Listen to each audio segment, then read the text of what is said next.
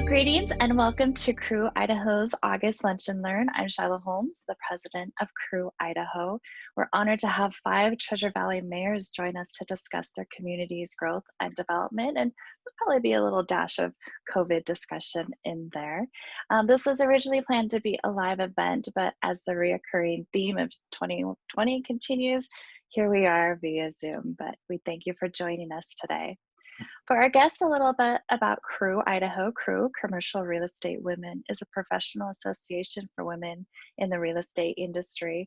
Crew Network brings women together involved in the many aspects of commercial real estate to exchange information, develop business contacts, do real estate transactions, and to help each other succeed professionally. And to be clear, we do welcome men to our organization, as we recognize as in our particular community is very tight-knit and smaller than most of the other Crew chapters, and that we need each other to be successful in commercial real estate. I'd like to thank our sponsor who generously support Crew Idaho and make these events happen.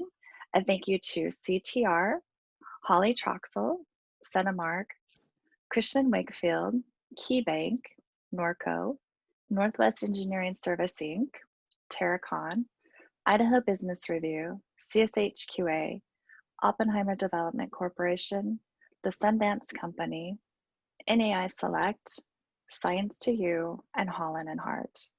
A huge thank you to our programs committee, Ms. Kim Kane and Ms. Cindy Seppa.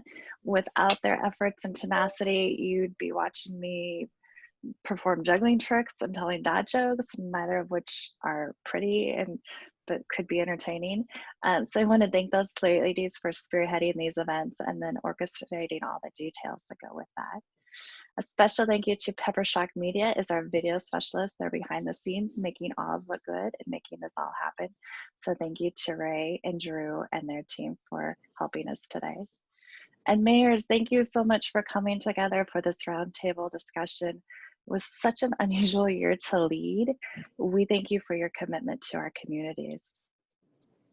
And as Mayor Kling and I were saying, a lot of pivoting has happened this year. And lastly, I would like to thank Ann Kunkel for moderating this event. It's especially awesome to have Ann moderate, as she is one of the founding members of Crew Idaho and is a past president. So thank you, Ann, for doing that. And just a side note to let everyone know, please place your questions in the chat box for our Q&A session. We have set time aside for that, so be sure to put those in there and Ann can address them. And without further ado, Ann, would you like to kick us off for a discussion? Yeah, thank you, Shiloh. Everyone, thank you for joining us today. I know that these are unpredicted circumstances and times that we're in to have these types of conferences and meetings. So again, thanks to the mayors, thanks for our attendees for joining us, and thanks for everyone just to work with us so we can still get you the information that you need about what's going on in our communities, or want about what's going on in our communities, while still recognizing that we can be safe but still connected. As Shiloh mentioned, this is a roundtable that is about what's going on in our Treasure Valley area, along as with being impacted by COVID. And we have some great mayors with us today. I will say at the onset, Mayor McLean was scheduled to join us today. Unfortunately, she had a scheduling conflict. So her answers were taped last Wednesday. So they're a week old. And as we all know, in today's world, a week can be an eternity. So if anything seems dated or maybe wrong, or numbers are quite skewed a little bit, that is because her time with us was a week ago. So just to let everyone know. An introduction to our panel, just a brief introduction. Mayor McLean, who isn't joining us, but as many of you may know, Mayor McLean was elected this year into her first term as the Boise City Mayor. She led the historic Boise Foothills Open Space Campaign in 2001 and was appointed to the Boise City Council in 2011, with being elected president in 2017. We also have Mayor Kling of the city of Nampa. Mayor Kling has been serving as Nampa's mayor since 2018. Prior to taking office, she was the president and CEO of the Nampa Chamber of Commerce, where she served from 2012 into her election. I'm not reading their entire bios either. That would be too long and take too much time. So mayors, I don't want you to think that I'm leaving out any of your important accomplishments. We also have Mayor Simison from the city of Meridian, who is also in his first term. He was born and raised here in Idaho and is a graduate of Whitman College. It was in college where he found his passion for public service, which led him to a professional career and working with high-profile elected officials at the local and national level for the last 20 years before being elected to his current position. Mayor Evans of Garden City has also joined us. Mayor Evans has been in Idaho since 1975, so 45 years since I just celebrated a birthday. So I think we can definitely say he's an Idahoan now. Mayor Evans has been primarily involved in residential development industry in Ada and Canyon counties before his election. And then we have Mayor Nancolas with the city of Caldwell. Mayor Nancolas is currently serving in his 6th consecutive term as the mayor. He began a career in public service in 1989 with the Caldwell Planning and Zoning Commission, and then served on the Caldwell City Council from 1991 to 1997. So again, thank you, mayors. We do appreciate you joining us today. We understand how valuable all of your time is, and so carving a little bit out for us and our members to discuss the issues facing your communities is greatly appreciated. The first question that I have for you guys is kind of a higher level question for the 2 mayors who were just elected to their new terms and for the mayors who were continuing on in their terms. How have you overall reacted to 2020, and how has this impacted the goals that you had when you looked at 2020? And for this one, we will start with Mayor McLean's answer. So Drew, if you could play that for us, it would be great. The reality is none of us could have envisioned what the first 8 months of 2020 has looked like, to be honest. But no, I knew coming into this that it was I felt that it was an incredible honor, but also a huge responsibility. I knew there'd be tough times ahead. Didn't necessarily expect that they would begin within, the first 50 some days of my administration, but have been really inspired by the community's reaction to the hardship we're experiencing. And then of course the team here at the city of Boise in working with me. Mayor Simison, since you're also in your first term, and I'm sure did not predict this when you were thinking how you could serve the city of Meridian, what are your thoughts, and how are you, as Shiloh appropriately said today, pivoting from maybe what you thought your first 8 months in office would look like? Oh, I don't think we can hear you. I've got it. Oh, gotcha. It definitely impacted, your initial thoughts when you came in. But one thing I've learned through my 13 previous years in local government is you deal with the challenges that come before you. And if it wasn't decisions regarding COVID, I guarantee it would be another decision about something else. And I inherited a great team, which knew what they were doing. So the COVID issues definitely have been at the forefront of the conversations and the work we're doing. But it to a certain extent, it is just another aspect of local government that you have to deal with the challenges that you're faced with. As far as what I thought I would be working on, again, we'll get to this, I'm sure, a little bit later, but, transportation and growth were the 2 issues that we really heard, and they're really intertwined. We did have to take a break from some of those conversations, but we kept many of them moving forward. And now we're really just kind of putting a more refined focus on our transportation dialogue over the last month. Great. Mayor Kling, what were your thoughts from where we were when we were celebrating the holidays and moving into 2020, and how that has again impacted you guys and having to pivot and address needs that no one predicted? It's interesting because I actually did a state of the city, and I think it was like on March 12th. And literally, I did not get home that night without having to deal with the immediacy of COVID and its impacts. And it began, and it's been going strong since. And with that, in each year as mayor, I've had a different focus for the year. And this year, for me, was going to be a year of standards within the city. We're going through policy manuals and just a lot of foundational work. You know what, that has slowed just a little bit because COVID has been very time consuming. I think for us as elected officials, we've added so many extra meetings into the schedule. one area that I think that it's been important that we've also focused on is connecting with the community, because the community is wanting to know where we are with COVID, what our position is, what's going to happen. There's been so much uncertainty. So as mayors, really reassuring the public and trying to reach the public has been an interesting thing. Because as mayors, we don't always get that visible time with our constituents. So reaching them and communicating with them has been a real focus. And I think we all so look forward to putting this behind us and moving on, but it's here for a little bit. Thank you. Mayor Evans, do you have thoughts on how you needed to shift and pivot from what you thought 2020 would look like in terms of your city and your constituents? Well, certainly I didn't anticipate we'd be dealing with a pandemic. But if you've been in office for a while, you realize there's always something to deal with. Mayor Simison indicated that that is the case. I think it's been interesting because we train for unusual situations through our emergency management protocols.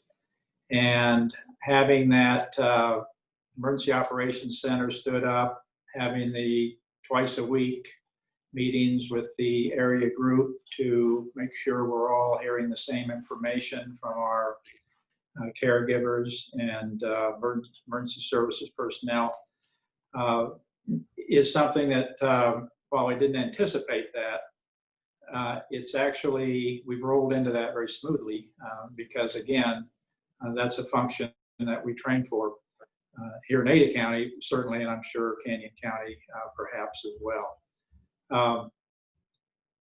What am I doing that I didn't anticipate doing, or what am I not doing? You know, we've internal operations, of course, had to adjust to this circumstance, and where we needed to hold reserves, hedge for the unknown, particularly early on, was certainly a different circumstance than I anticipated. And of course, Garden City, I'm the small city in this group, and I think we continue to try to maintain our basic operations, do greenbelt improvements, some of those kinds of small capital things. And certainly we aren't going to be able to fulfill all those because of some budgetary issues that we'll get into later in the panel. Great, thank you. And Mayor Nancolas, certainly last but certainly not least, where have you pivoted and what changes have you high level had to make as a result of COVID? Well, thank you.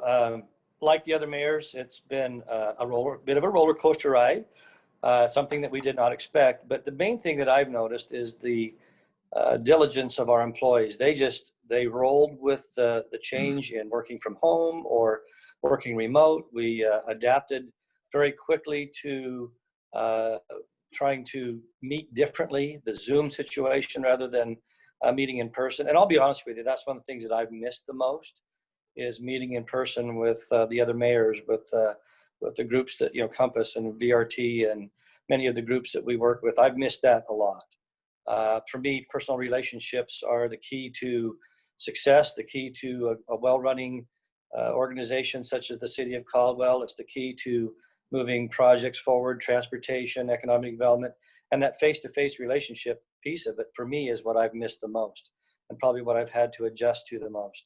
But thank heavens, we have great employees. They adjusted eagerly and without complaint. So the organizational piece of it was probably the biggest change for us. The other thing that did affect us is, Caldwell had really has come a long way, as you know, in our downtown redevelopment. We had it was a happening place, and then that kind of got shut down.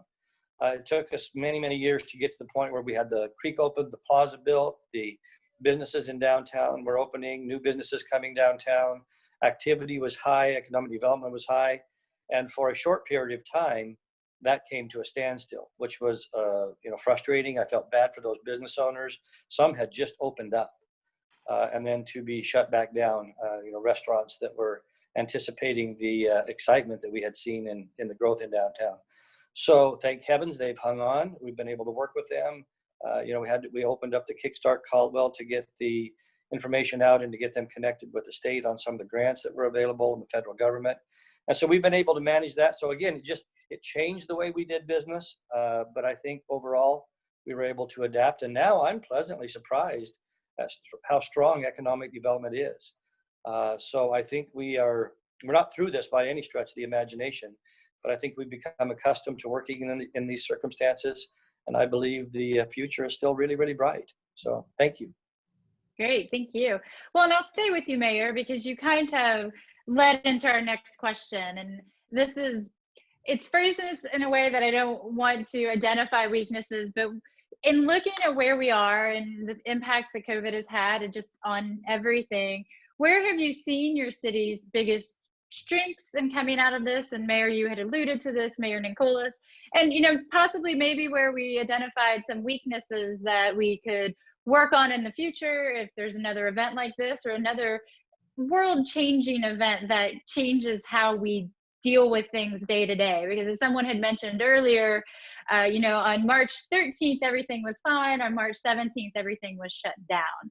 So, strengths and weaknesses that have come to the top of the surface while dealing with something that was completely unpredictable. Well, thank you. And again, I think our biggest strength is our people. I'm amazed at how well the businesses hung together, how well they worked with us, how well they communicated with us.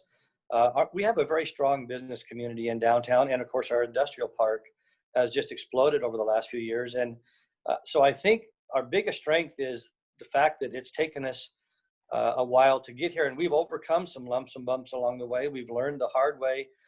We've had some successes, but some frustrating, learning experiences, as they're called. I guess they're called failures, or things you would do a different way. So I think our community, our biggest strength is the way the community has come together through this. We're constantly meeting with our school districts, with our health providers, with our economic development team, with Destination Caldwell, with other cities.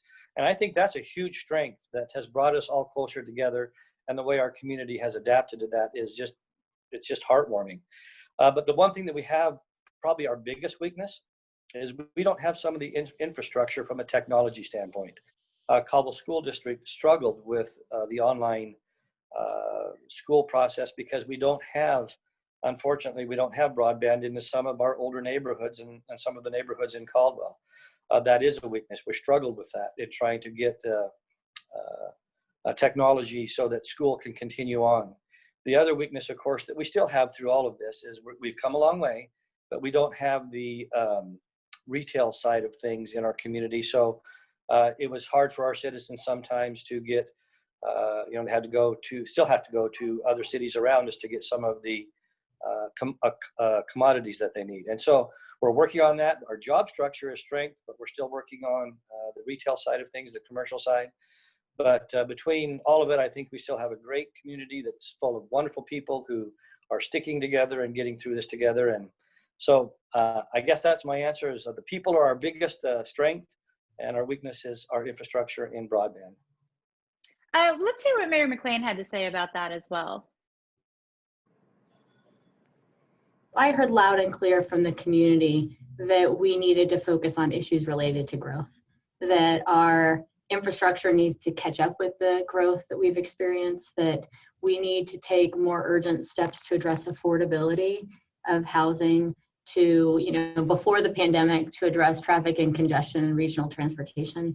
And all of those things have become even more clear with this crisis, that we must address affordable housing as we grow. We must look at creating economic opportunity and working in partnership with businesses and the university and others around this community to create opportunity for our residents. And while transportation in the immediate moment isn't as much in demand, we know long-term that as we continue to grow, we've got to come up with both city-based and then regional ways to move our residents from home to work and to create, access to more opportunity for them. Now, and those could be seen as weaknesses, but I also see them as opportunities. We are at the cusp of as a community, of all of these issues. And one of our biggest strengths as Boiseans is that when we have challenges, we come together. And when we share a vision and have the opportunity to be in common cause together to achieve that vision, there's nothing that we can't do.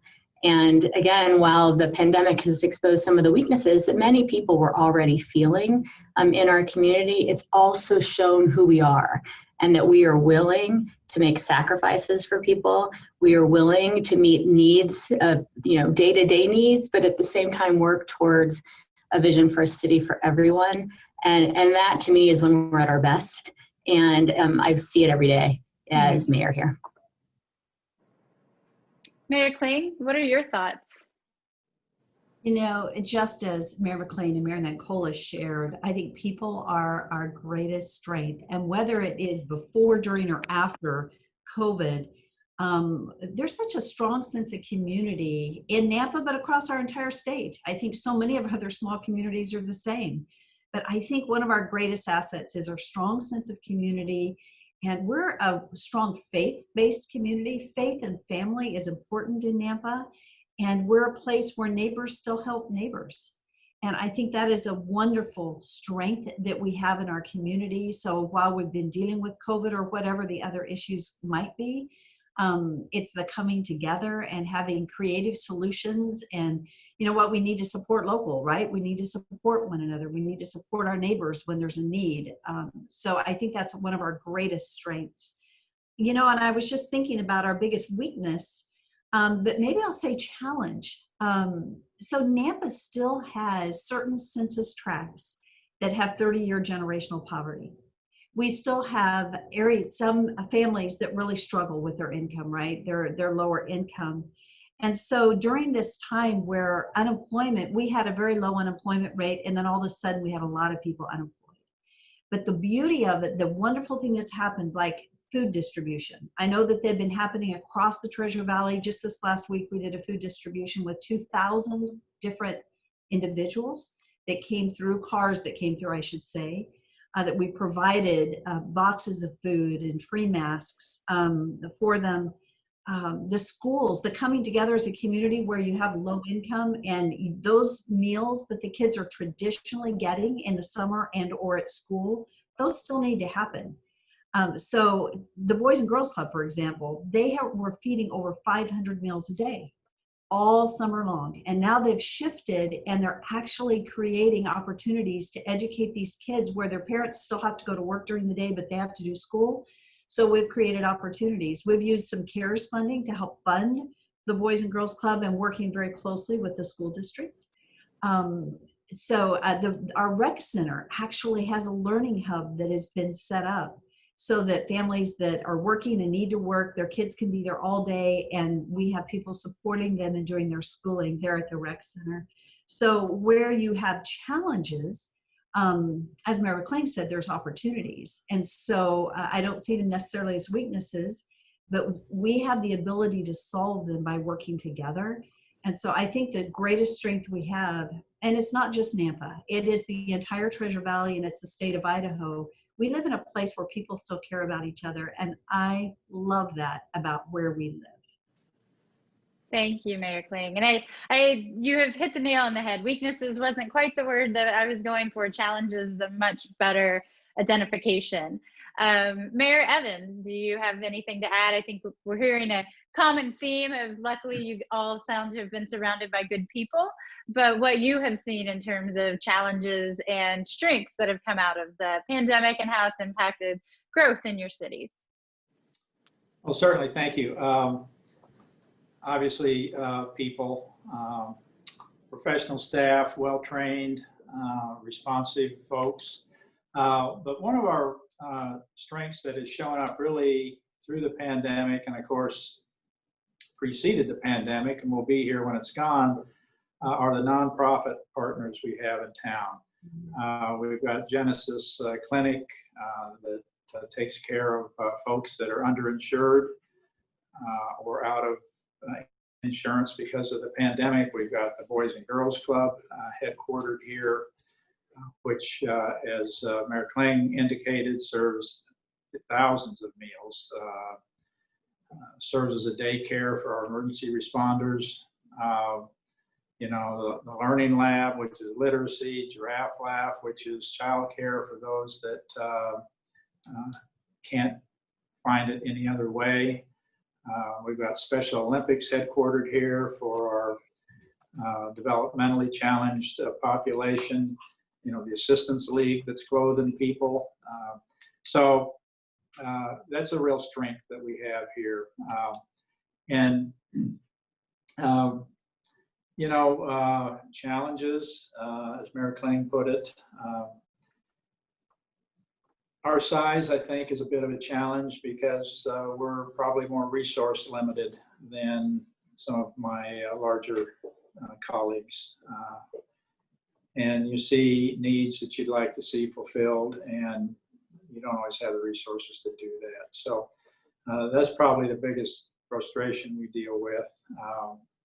But that is mitigated again by our partners. We have the Vineyard Church here in town is a very large church, and they also have medical, food, clothing. I can call the pastor there if I need something anytime. So great partnerships, which again were existing before this happened, and have really shone a bright light during this issue. Thank you, Mayor. And Mayor Simison, do you have anything to add? I know every community is different, so what your experiences have been, and if you've identified, again, I'm sure you're surrounded by great people, but maybe what your strengths and challenges have been in this unprecedented time. So honestly, I think that they've all hit all the points from that standpoint, whether it's technology challenges that you face for your own employees where they live or others in the community, but the employees throughout the area have all come together working with our partners. So I think we can move on. Okay, great. Well then, since I've got you in the hot seat, we'll go to what's going on with budgets. And you know, you went from how strong your community is, so let's talk about the money now. So you know, one of the things is COVID and probably is impacting, we can all see, is just consumer spending and development dollars and those things. So how has that, to the extent that you can talk about it, impacted how the city is looking at budgeting, how they're looking at budgeting for this year and then moving forward, and you know, what you think the impacts on what COVID will be, which is kind of a crystal ball. I understand if someone could answer that with certainty, they would be the most popular person in the world, but just how that has impacted the actual monetary and budgetary restrictions or limitations, or maybe there's an upside to it that haven't been identified yet. Yeah, well, you know, every city is going to have maybe a few different levers to pull. I can tell you what we feel like we've seen, and that's not a real impact to the budget. We have certain areas where we get revenue from the state, which is projected to be down, but even that is yet to be seen. And other areas where that revenue is up. From the development side, we haven't seen a slowdown in development of any real nature. So those funds continue to come in. And when you're so much, when property tax is your main component, you know, that's really set up in a way to be received by the people that live in those homes, and it doesn't really fluctuate based on the economy. But, you know, early on we did make changes, or we set up what we wanted our budget to look like in this next year. We took out about $500,000 from travel because people really couldn't go anywhere next year. And we were expecting some reductions in revenue. So that was a projection, and an offset was about pretty equal. But the most important part was property tax. I put together a budget early on that was designed to take a 0% increase in property tax, because I don't think that we've seen the true impacts of COVID on a lot of families yet. And property tax, I think, is where most people are going to see or feel the pinch, or could see or feel the pinch from that standpoint. So we did have a budget that the council's approved, or will approve here in another week officially, with a 0% increase to property tax. That being said, our council did use dollars that are traditionally designed for growth to pay for additional costs for existing employees. So that's a challenge that I'm going to have to face in future years, is money that may have been needed for an additional fire station that went towards current staff salaries, and how do you overcome that need when we try to allow growth to pay for growth? Right. Thank you. Mayor Kling, what are your thoughts on the budget and how COVID's impacted it, and how we just identified maybe one decision that's being made now in the city of Meridian that is going to have maybe long-term implications or replacement of funds for what they had been earmarked for? How are you seeing that in Nampa and your city budget? Yeah, so, within Nampa, and I think we all did the same thing, and that was, and early on made the decision that we were not going to increase taxes, so we were going to go with the 0%. And so with Nampa, our taxes seem high in Nampa to people, but it has to do with the levy rate is complex. But we do our own roads in Nampa. We don't have a CHD that does roads. So part of our general fund each year, we have 1% increase that goes to streets. This year, we did not fund that. And another area, our stormwater infrastructure actually comes out of our transportation dollars in our streets, whereas in Ada County, it doesn't.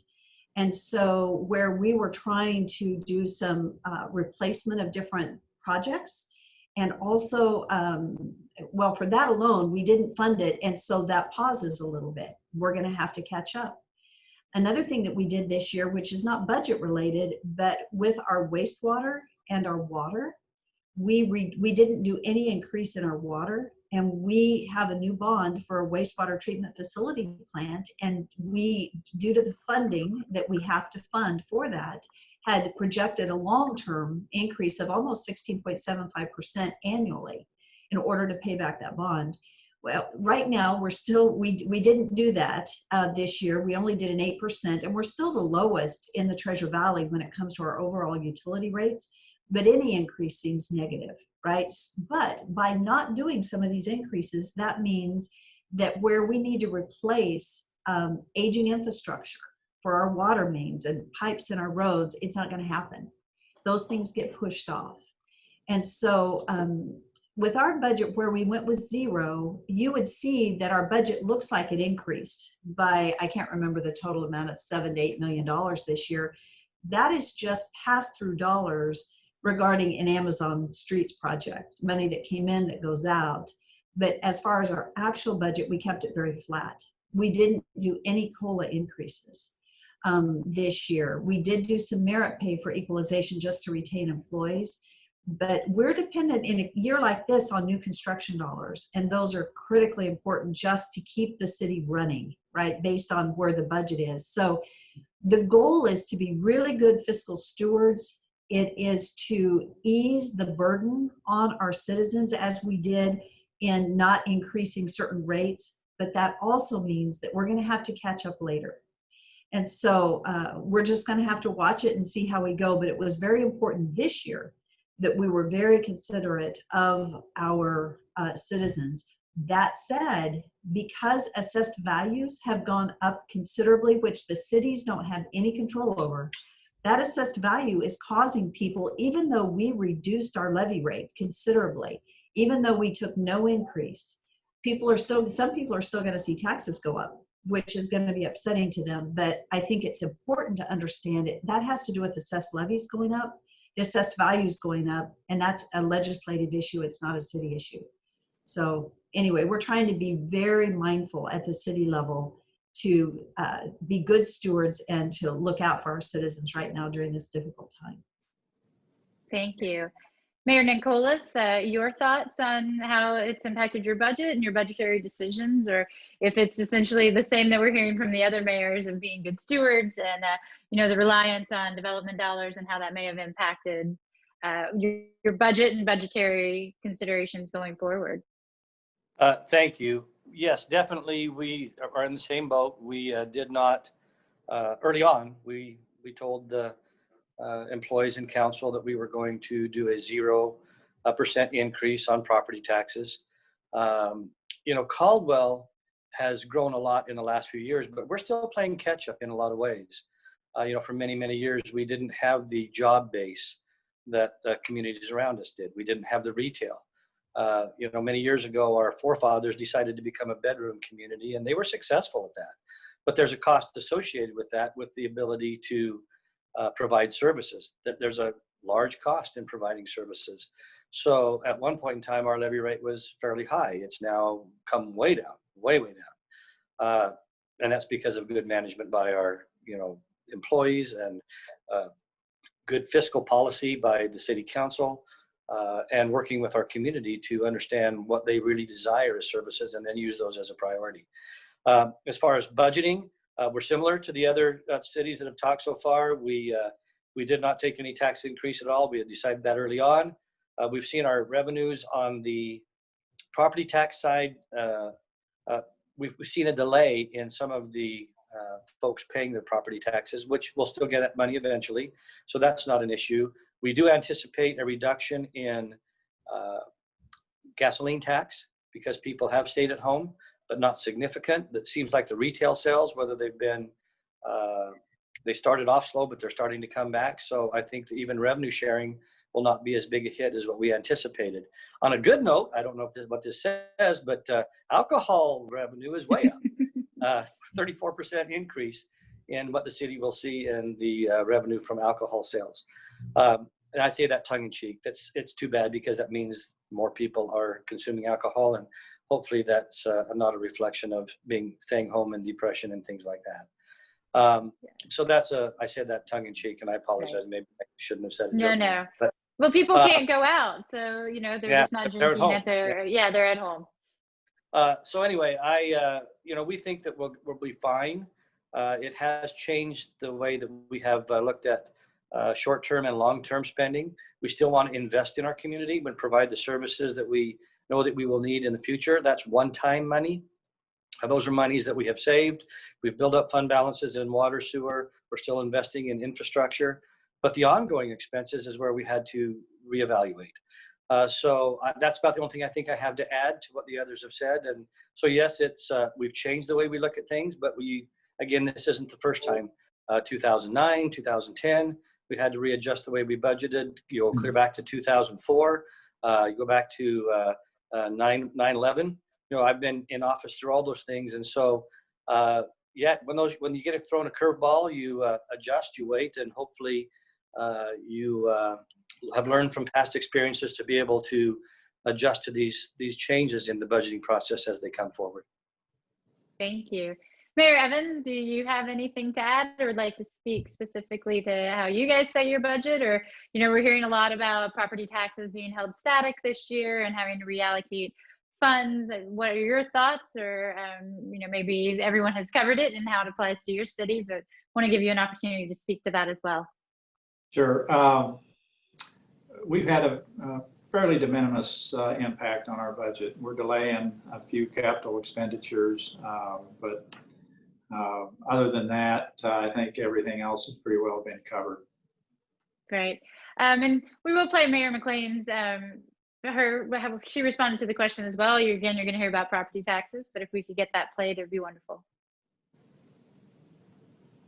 We just passed our budget. So the council voted to pass our budget. And in that budget, you're right, we took 0 property tax increase. We did take growth because growth has to pay for itself. As we grow, if we don't take the allowances for the growth that's occurred, then it's our current residents that get stuck paying that bill. So we're thinking about the short term, but also thinking about the long term.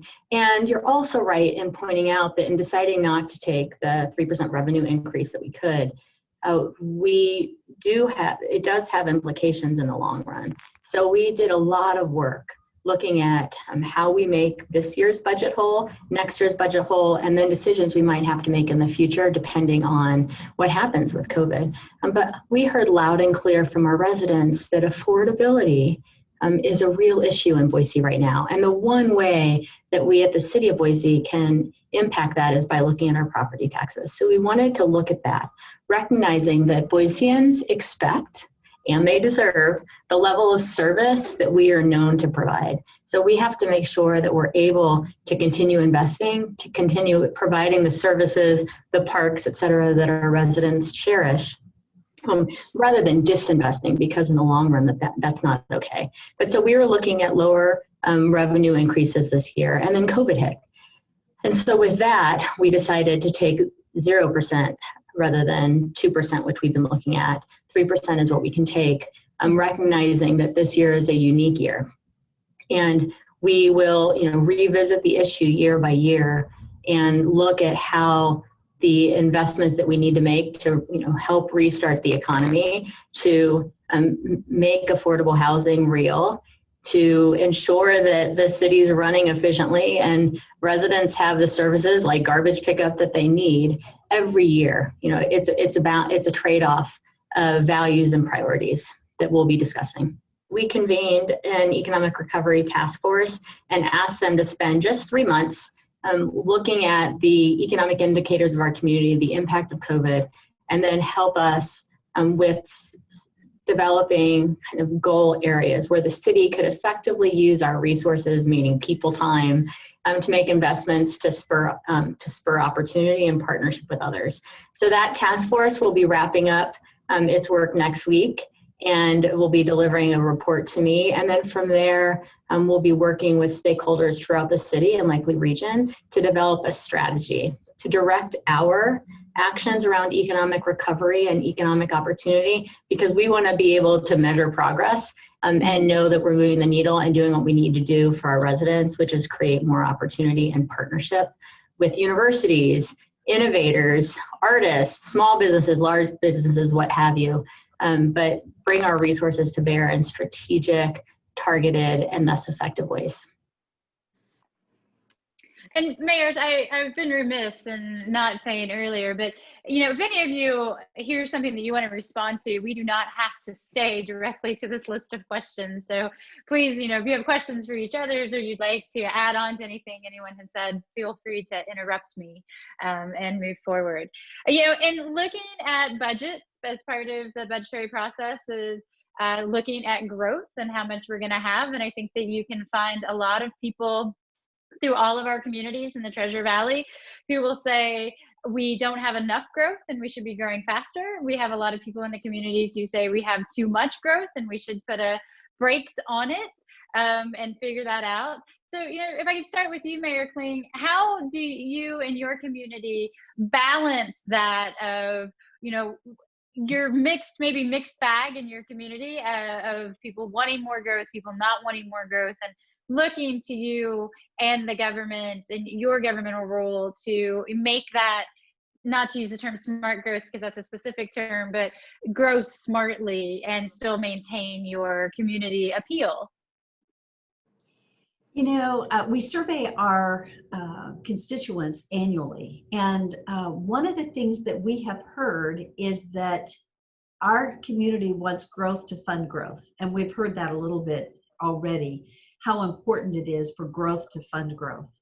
So with that, we did increase our impact fees. And they're pretty consistent today with what they were across the entire Treasure Valley, but we had been considerably behind. And so it's the impact fees that are funding the infrastructure needs for additional streets and for the various needs that we have with our parks, for example, with our police and fire. So one thing that growth doesn't, as far as impact fees, they don't cover the wages for extra police and extra fire. They'll cover a building. And so one of the challenges I think in that growth is having the budget to fund the employees to provide the services, especially on the first responder side. Our citizens have said their highest priorities are public safety and streets and transportation. Those are very high priorities. Also economic opportunity. And so, but we want to keep our taxes down. And so as we grow, there is that challenge that takes place in how do you grow well. Our focus in growth is actually jobs.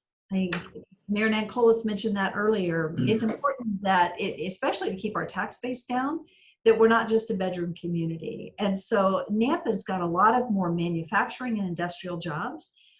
It's been great to have Amazon come in that is going to provide, we're going to start with 1,500 and ramp up to 3,000 new jobs.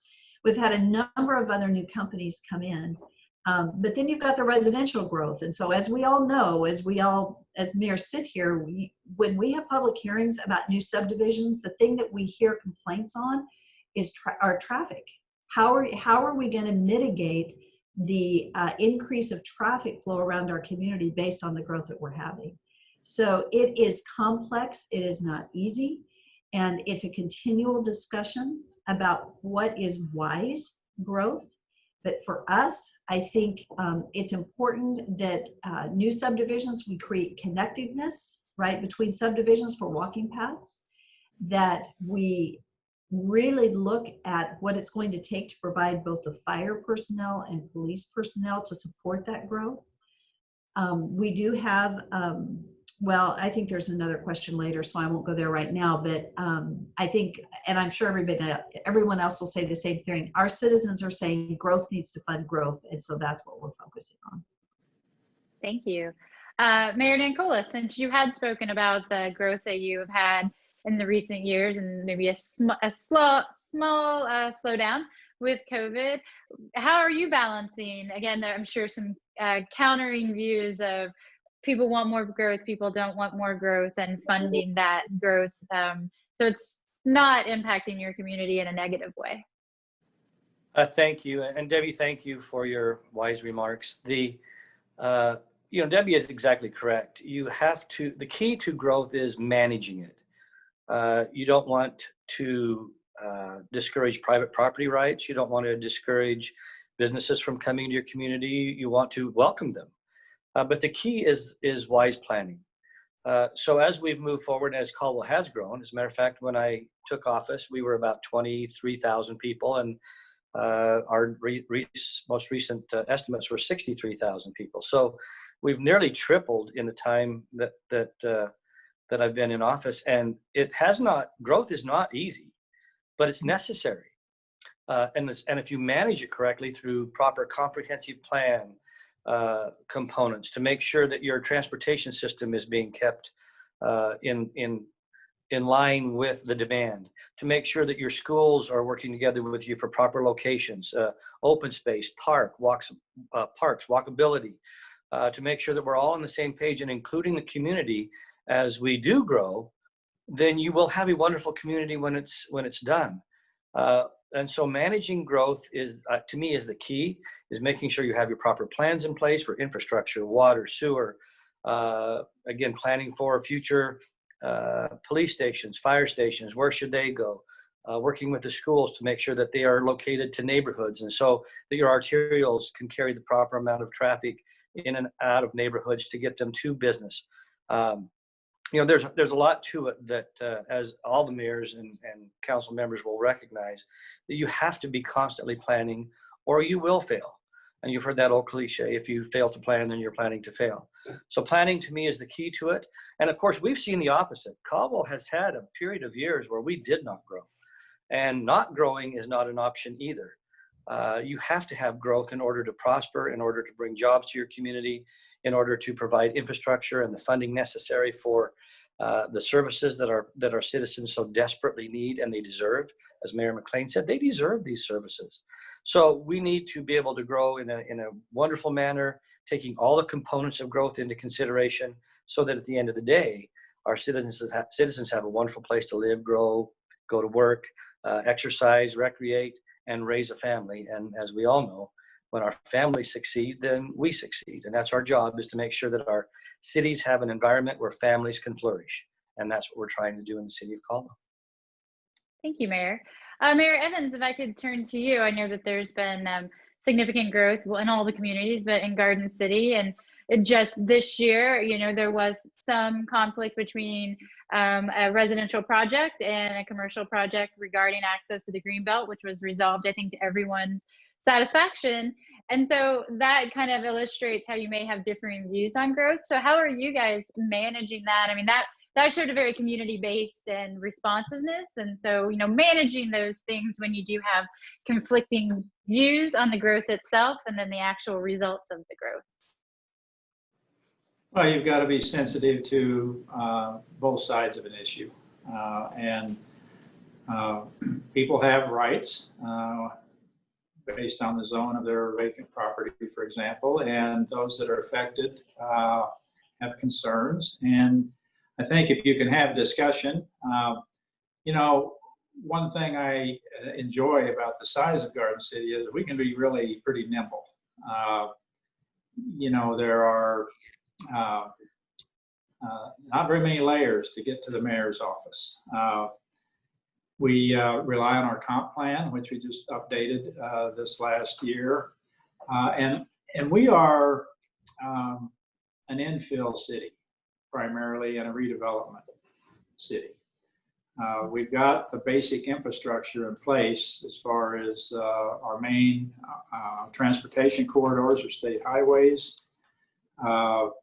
We have the sewer capacity that we need. We have plenty of domestic water available.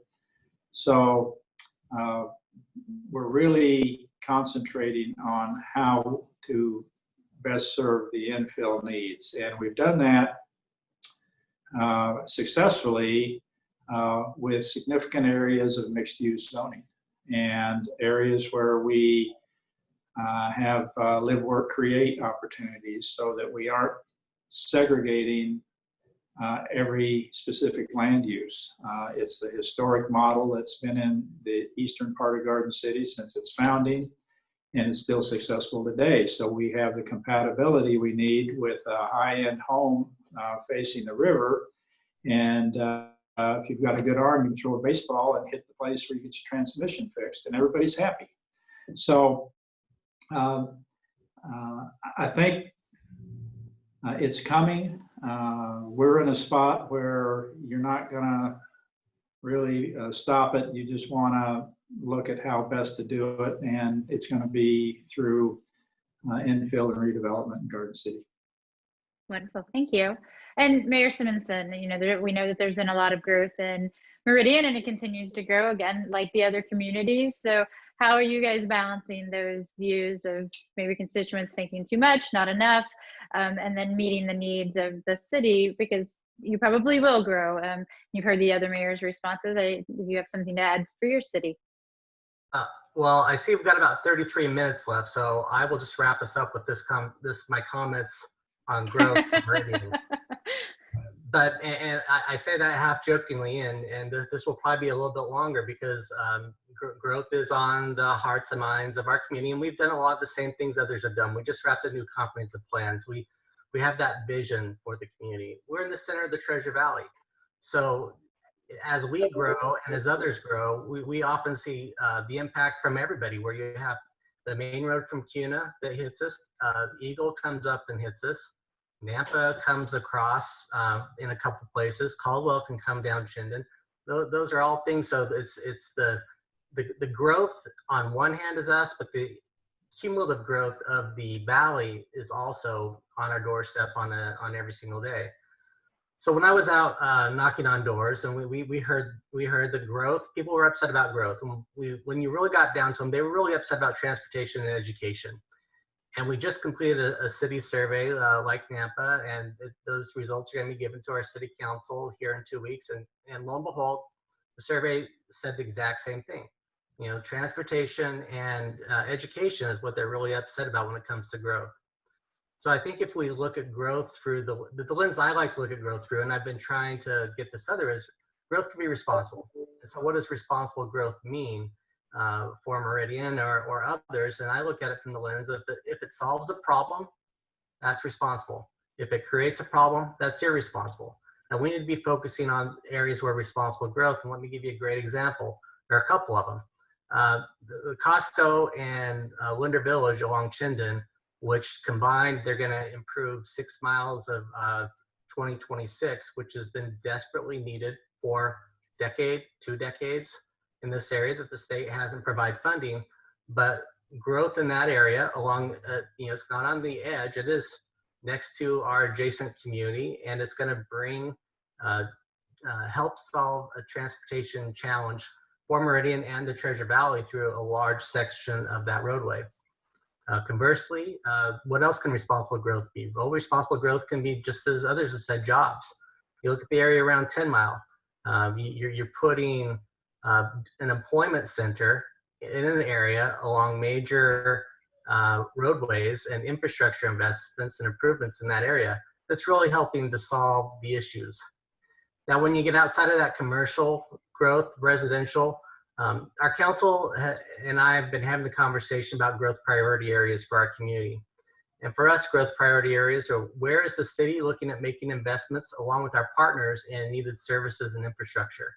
And so we've really kind of identified Northwest Meridian and Southeast Meridian, where either we plan on building police and fire and parks. The schools have plans to build schools. Ada County Highway Districts has plans for roadway improvements, investments. And if we can stay focused on channeling growth into those areas, it doesn't put a big of a strain on our cumulative services as compared to having growth in all areas of the community, which quite frankly, we have been. So I know our council is looking at growth through a little bit different lens right now as they look at applications out on our edges.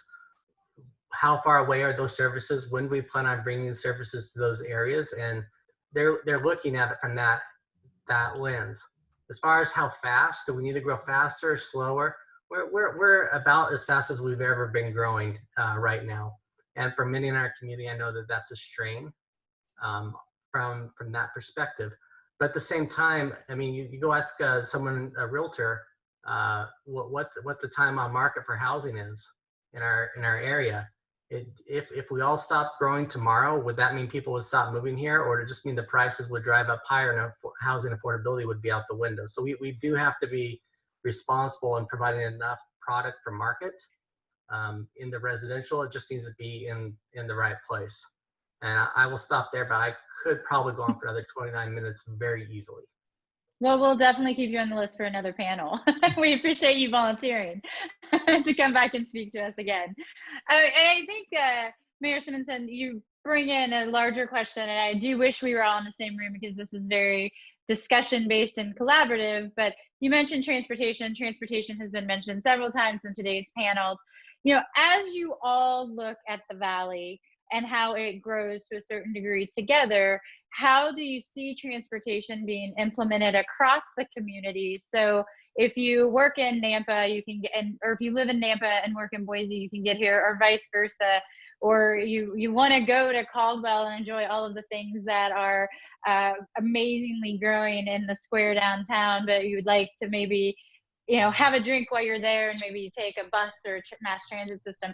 How do you all envision, or is there a vision of working together to make the transportation be more connective through the Valley as opposed to your communities individually? And I will start with Mayor Evans this time. Thank you, Mayor. Okay. Well, that's quite a question.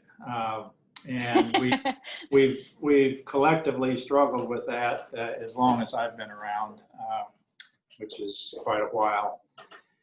And catching up to the demand is something we've never really been able to solve. We're playing catch up to the best, as best we can. But this goes beyond local. We have to look at the legislature, how they view the disbursement of transportation funds, where they see this in a priority scheme of the state budget. Because transit, for example, is primarily funded by the city of Boise right now. There's just, Idaho just doesn't have a state allocation for public transportation. So until there's such a need that you can't really use your car, that threshold necessary to make transit work the way we'd like it to is going to be tough to achieve. So we've got some kind of pragmatic challenges to deal with some of the transportation issues. You know, one thing, and I won't go on very long here, but one thing that it'll be interesting to see what kind of mitigation this work from home has on transportation. I know I'm attending meetings now, and while I agree with Garrett that I miss physically being with folks, we're able to We don't have to drive from all over the valley to a Compass meeting now to talk about traffic congestion. We can stay where we are. So hopefully that might mitigate some of the impacts on the growth of our transportation needs over time. And I know others will have a lot more to add, so I'll stop there. Thank you, Mayor.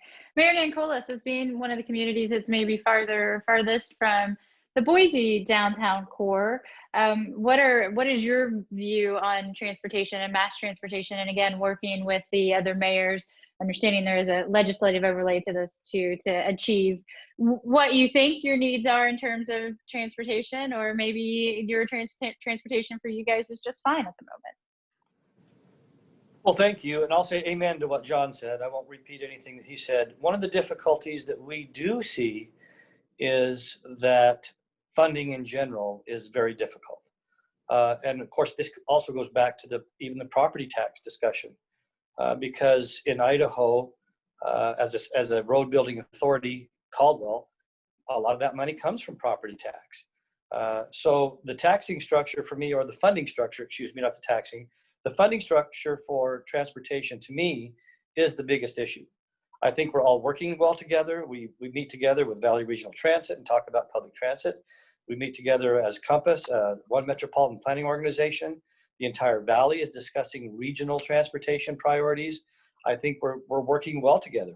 The improvements on I-84 would not have happened. I mean, from here to Boise would not have happened if all of us were not talking together and making that a priority. So to me, the biggest issue is still funding. I think there's good planning going on. I think there's good cooperation between the municipalities and other entities that deal with transportation. But to me, the big issue is funding. Mayor Kling, do you have anything to add to that, or have we kind of hit the high points of what you're seeing? I'll just add, I think, and boy, both Mayor Nancolas and Mayor Evans absolutely spot on.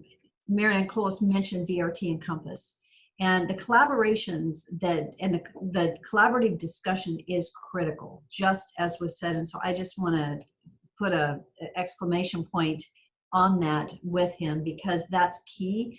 Canyon County has a little bit of a challenge in that when you're looking at growth and you're looking at public transportation, we're still such a car-centric society.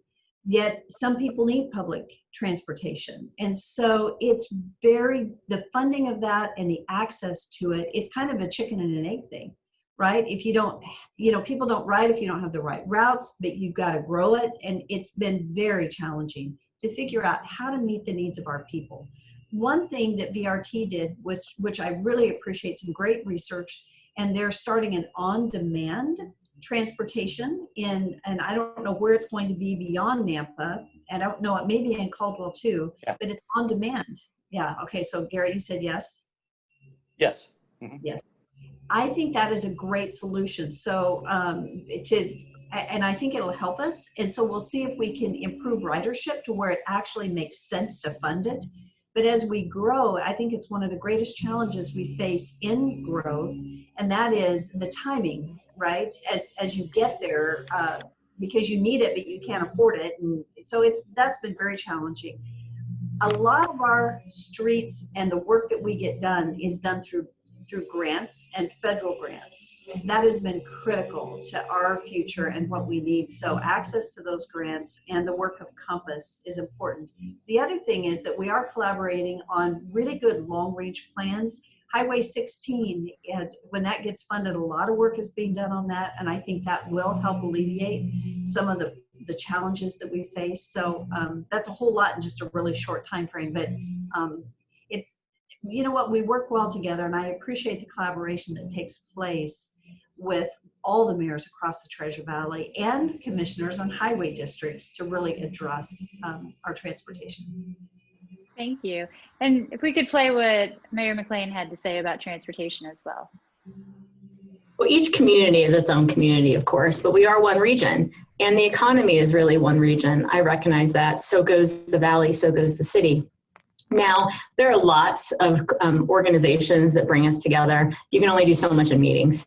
And so in my mind, it's not how many times we get together, how many organizations exist, but it's the types of conversations we have offline and how our agencies work together in meeting the needs of our residents. So in this last legislative session, we had budget staff that we shared with communities all over the place as we were looking at some of the impacts of some of the proposals coming out of the legislature. We're doing the same thing. We've offered the same thing when it comes to figuring out CARES grants and reimbursements. We've offered some of our employees who love this kind of work to other communities if they're there for the taking if people want them, because we believe that like building those relationships is really the cornerstone of being able to work together.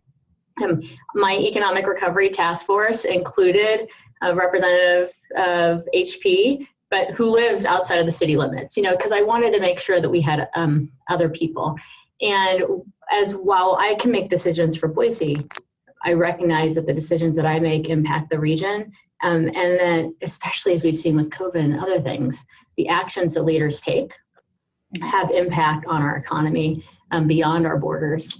And we need to do more of that, recognizing that this region's economy is one. I'm hopeful. I think that even just seeing how the city and the highway district are working together now on creating new solutions to help businesses as they reopen is an example of if we can just get down to basics, have a conversation, talk about what each of us hopes in the long run we'll find commonality in there, and then find some things to work on together.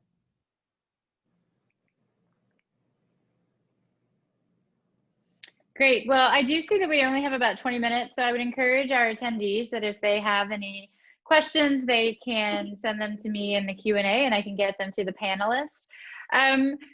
We talked a lot about growth. We've talked a lot about COVID, and to leave some time for questions. Our last question is a little more inspirational, if we will, because we all know that we're going to get through COVID as communities. We've seen the best of our communities maybe in the past 8 months. But do you have an envision of what you would do as a community to celebrate or recognize the coming together as your community as we move through COVID and people working well together?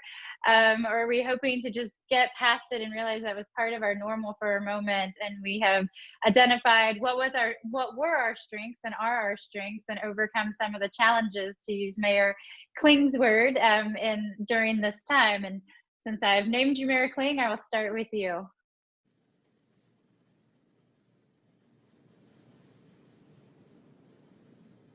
I'm sorry, I muted myself. I had a weed eater right outside my window, and so I hit mute so that we couldn't hear that in the background, so I apologize. When I looked at that question and thought about celebrating, my thought is that I don't think COVID's not going to end overnight. It's going to be a process, and we're going to slowly go into normalcy. I don't think it's not all of a sudden one night or day, it's over. So I think what we will do is something that we need to be doing right now, and that is highlighting the great stories and celebrating the amazing people and the things that they did during this time. And then we are really working on the revitalization of our downtown. And the blessing we have in the Treasure Valley is people want to live here. And as we've talked about it, we've got a lot of people wanting to come, and there's great development opportunities. So you know what, I think we'll probably celebrate probably in our downtown core. And right now we're trying to say, please stay home a little bit, because people are out celebrating a little bit too soon. So I think it's having that opportunity to come together and just experience life as we knew it. And we all look forward to it. But I think we'll just be highlighting the great stories and the great people that got us through this. Thank you.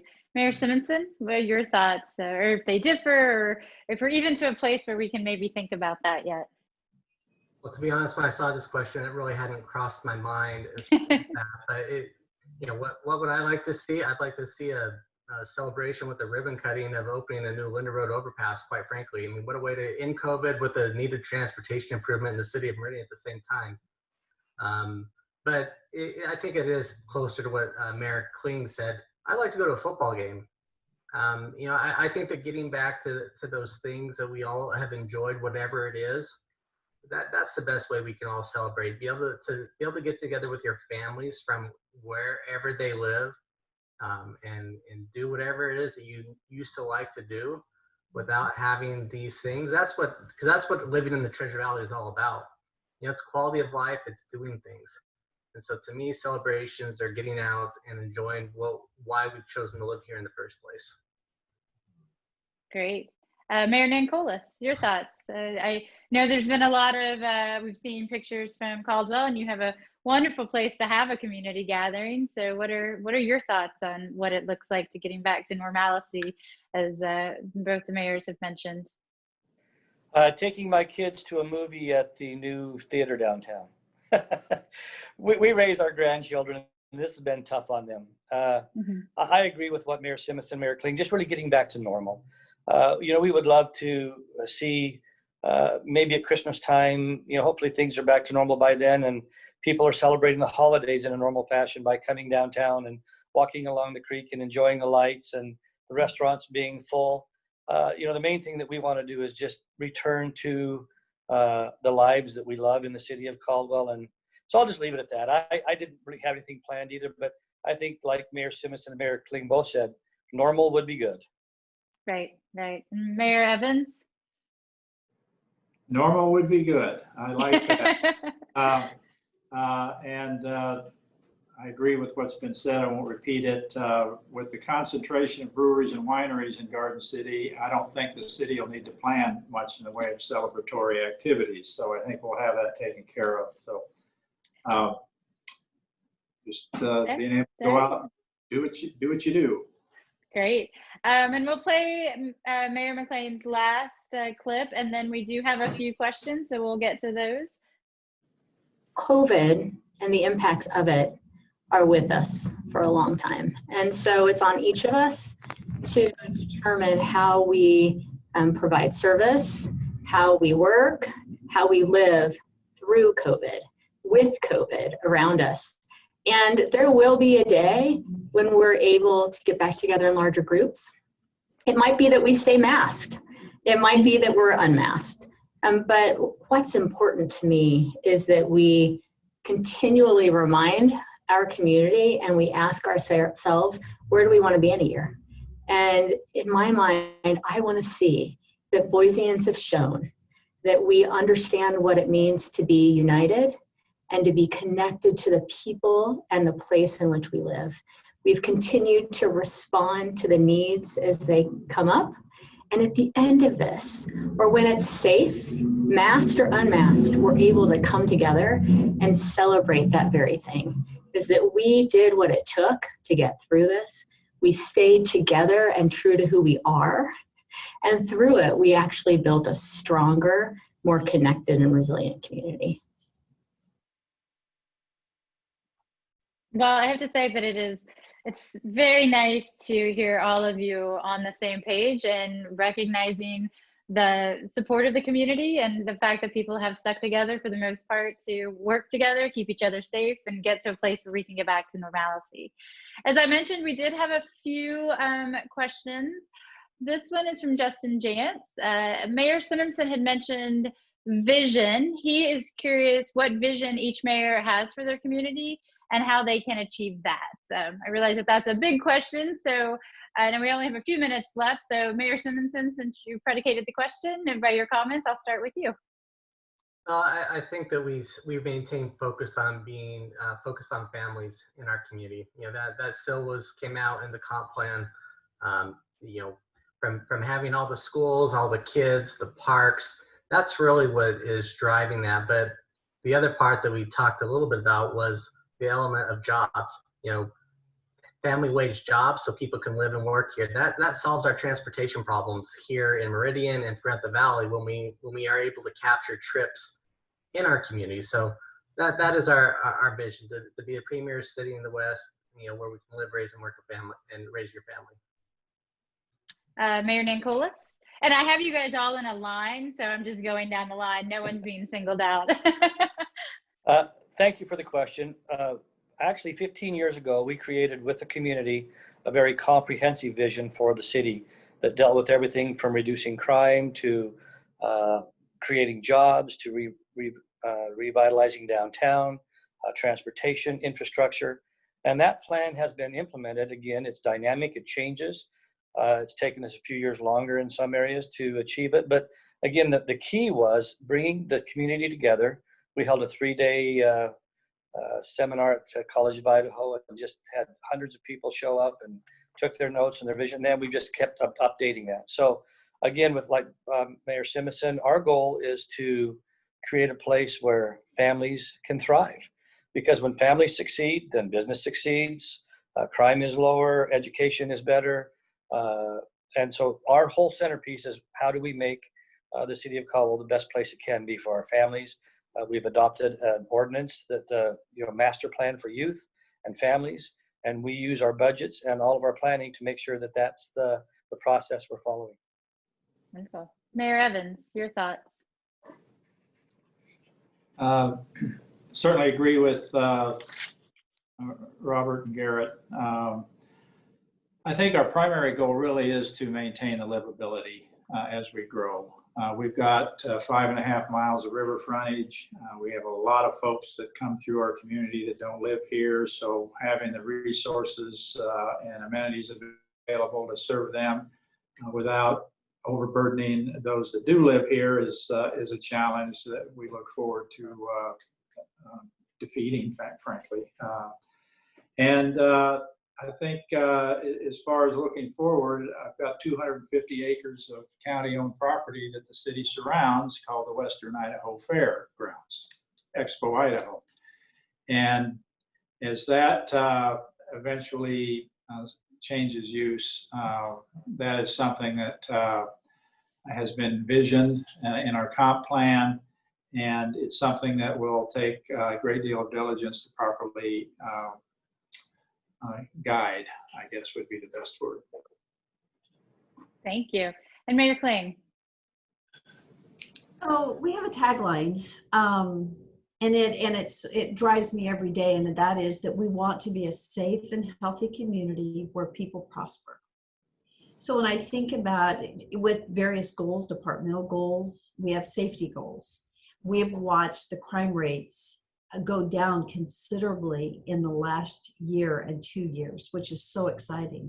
We want to be a healthy community, and to be a community that prospers. Prosperity, when you think about that goal alone, prosperity looks a lot of different ways. It's just not about money. It's about relational. It's about mental health, right? Prospering in relationships and schools and education. So the prosperity is broad. But having well-paying jobs, which is the economic side, having a good mix of housing options to where our families have a place to live that they can afford to live in.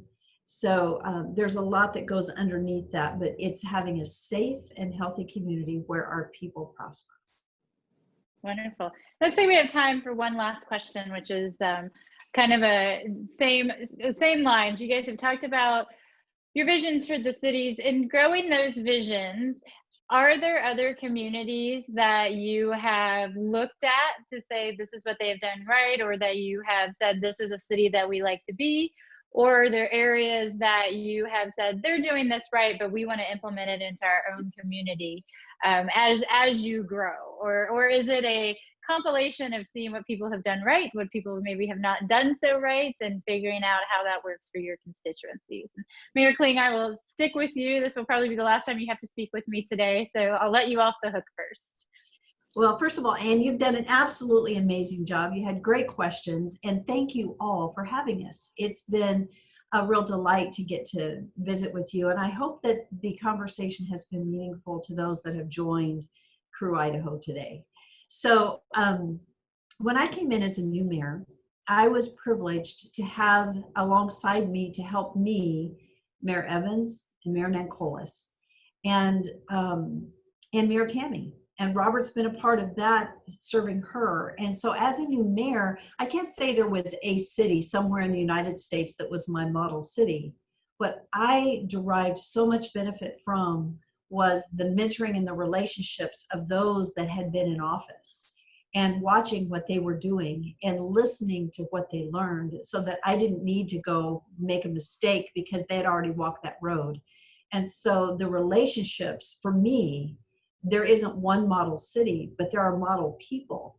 And I'm greatly appreciative of the relationships that we have across the Treasure Valley in getting to work with our fellow mayors to collaborate and work together. And COVID has done that for us too. We've gotten to work together through this COVID season, and the collaboration that takes place in the local Treasure Valley is amazing. And I'm extremely thankful and appreciative for it.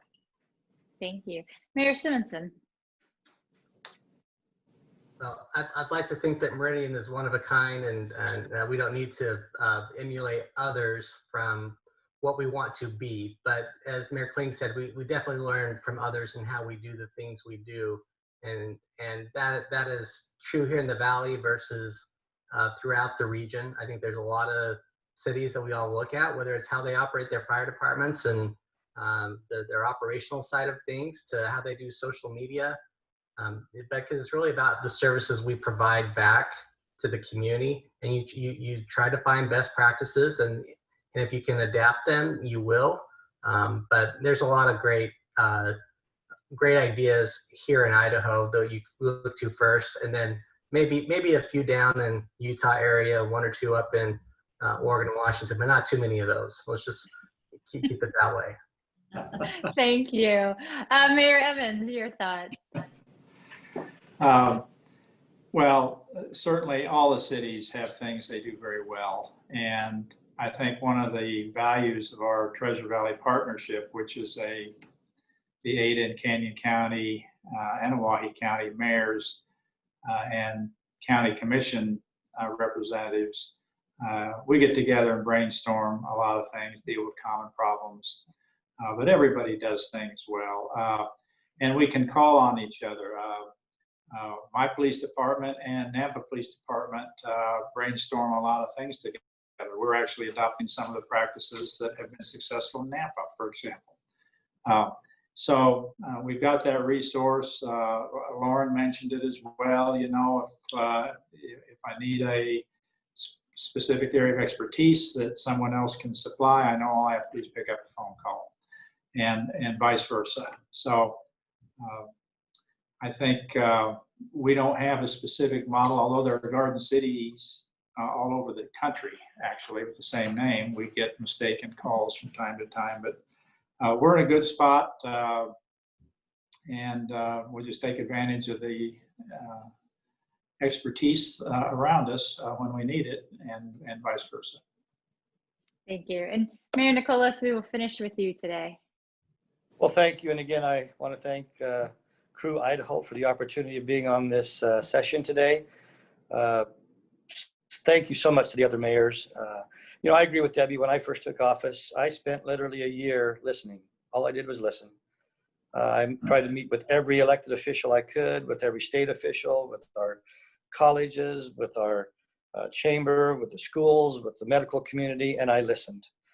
Because there are so many examples of how to do things the right way right here around us. Caldwell is unique. We want to be Caldwell. We want to be known as Caldwell, Idaho, and maintain our identity.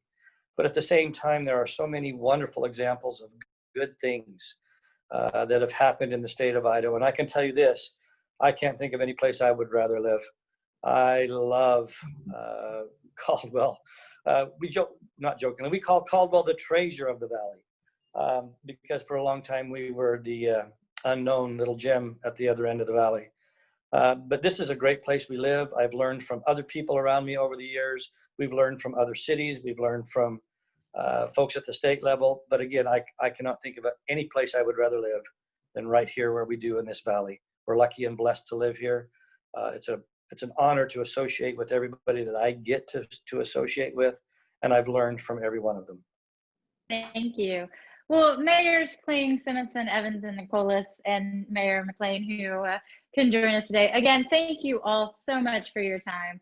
We do, again, recognize that you have very busy schedules and got a fun overlay of a pandemic to add on top of those schedules.